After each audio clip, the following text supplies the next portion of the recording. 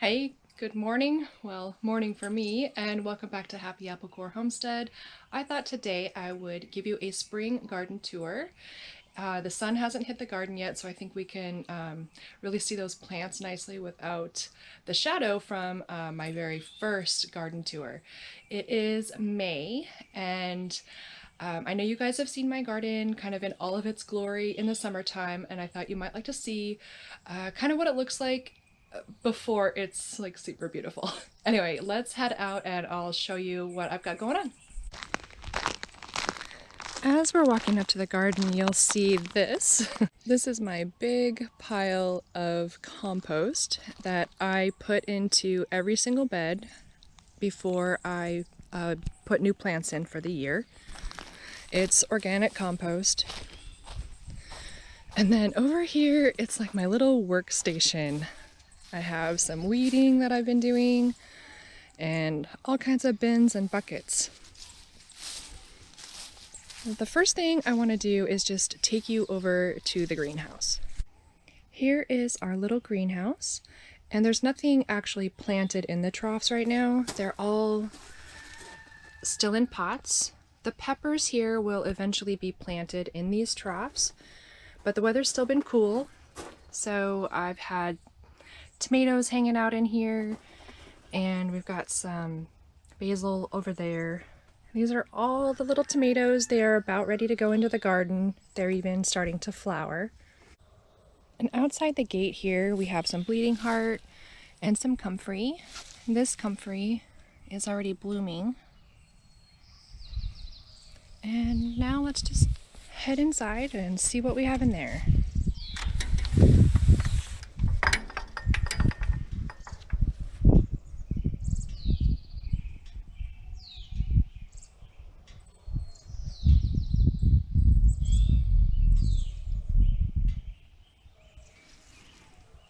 And down here we have some raspberries. And we've got mugwort here and some savory. These are obviously still in their little pots. I grew all of these from seed. And you'll see over here tons more. Some of these are orders for customers, and some of them are just waiting for a spot in the garden. We have purslane here, this guy right here, and next to it we have both Mexican and Russian tarragon this year. And this here is milkweed. I'm gonna skip over here a little bit. And we have hyssop and mullein.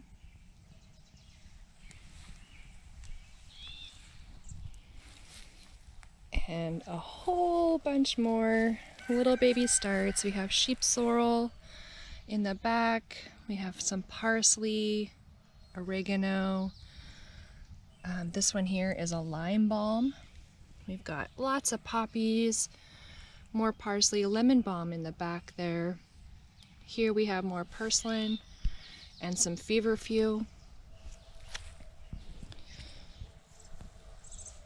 And yet more goodies in pots waiting for a place to permanently live. We have arnica and chamomile. Down here we have quite a bit of yarrow.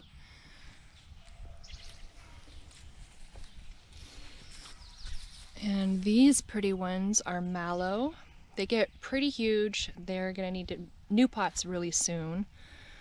This is holy basil, all the way down here. And the last bit of the starts, we have onions and some brassicas, lots of empty spaces because most of this has been planted already. And some more calendula flowers, and they are definitely root bound. Try to get those in today. This is our irrigation setup. It makes it really helpful to save water, and also saves about 2 hours a day of my time for watering. And these are the grapevines. They go all the way down, and they're just starting to get their leaves now.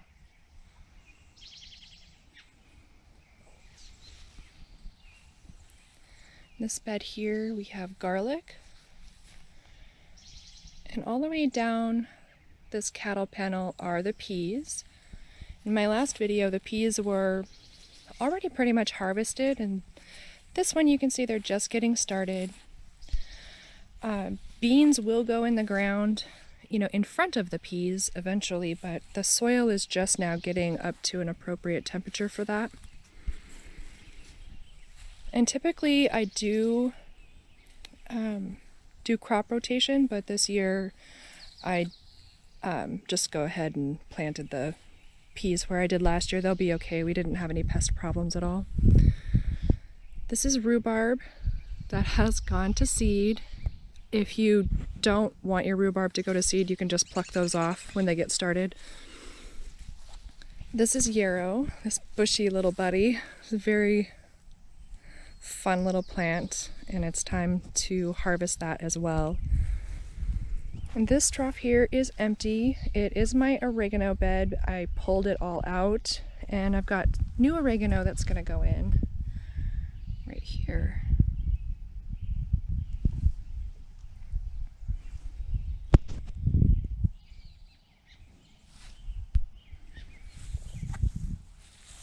Here's more peas.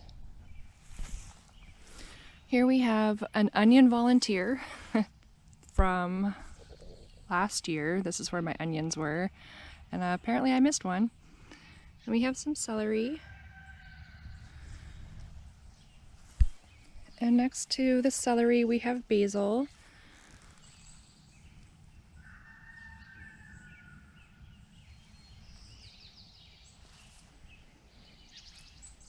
In this trough we have thyme that is starting to flower.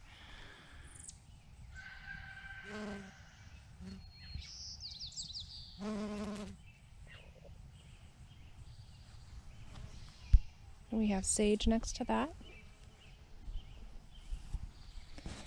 This empty space here will be dill and cucumber.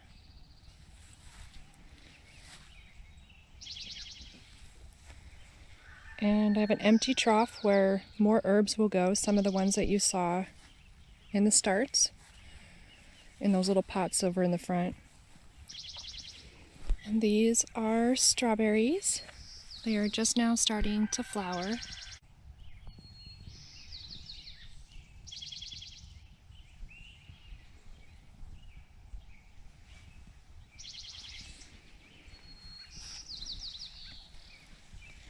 Here we have peas and a mess of metal down here.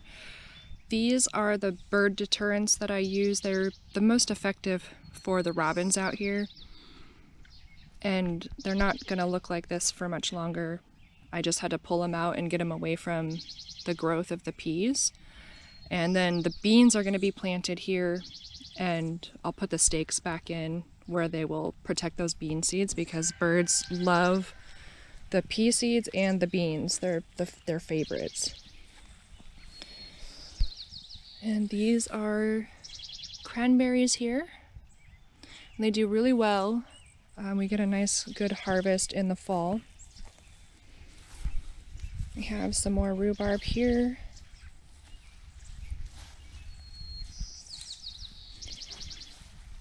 And I haven't grown potatoes in this bed for years, but here we are. We've got some more volunteers. I'm gonna let them do their thing.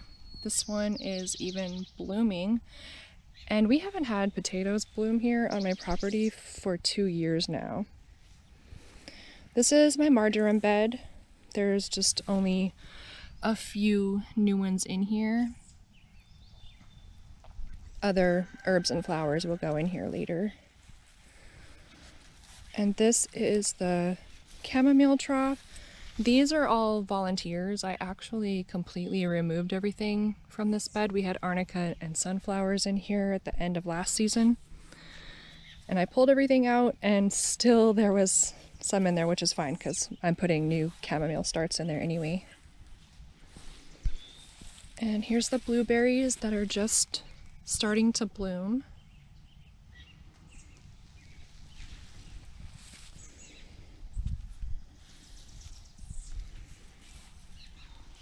some more peas going here. And these are also blueberries, different varieties. It's important to have 2 different types of blueberries. We have lingonberry here on the sides.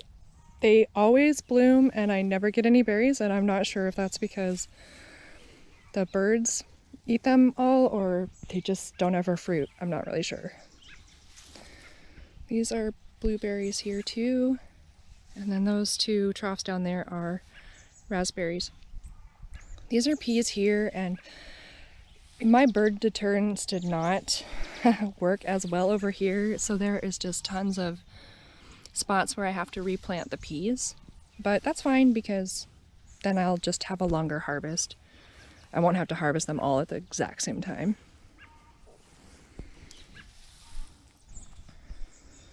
This bed here is potatoes, as is the one behind it. I'll take you down there in a minute. And this bed here is going to be where the tomatoes grow. We use T-post and twine to hold them up off the ground. This bed here is lettuce. And this spot here that looks naked is spinach. It's just starting to come up, very tiny. And all the rest of this bed is onions. And this plot here, nothing has been planted in it yet. Again, those plants you saw up at the front of the garden will go in there.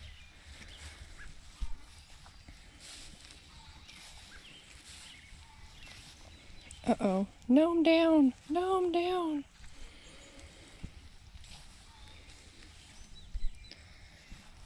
And these are shallots. And yet another potato volunteer. And then there's the back side of the garlic. This bed here has broccoli in it at the moment. And we will be planting the carrots and the beets. I'm a little bit late on that. You can definitely plant carrots and beets before May, although they will still grow fine.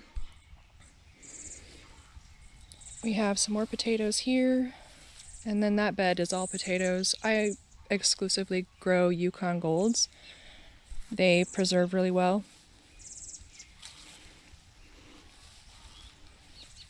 And we have 2 little kale plants. I don't eat tons of kale, but I do like to have it growing in the garden.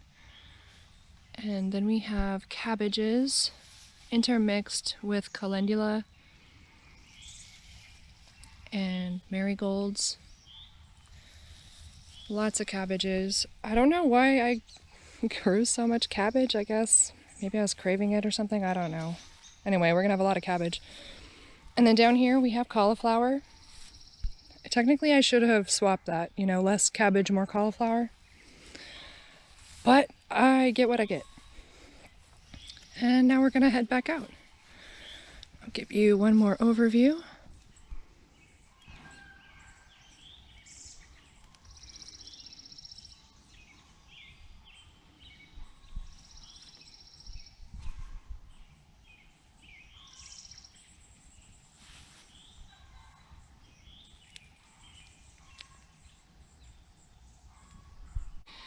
And that concludes the spring garden tour for this year. I have lots of things I want to share with you coming up in the future, some tips and tricks and other things that we'll be doing in the garden. So make sure you subscribe, stay tuned to my channel, and I will see you next time. Bye!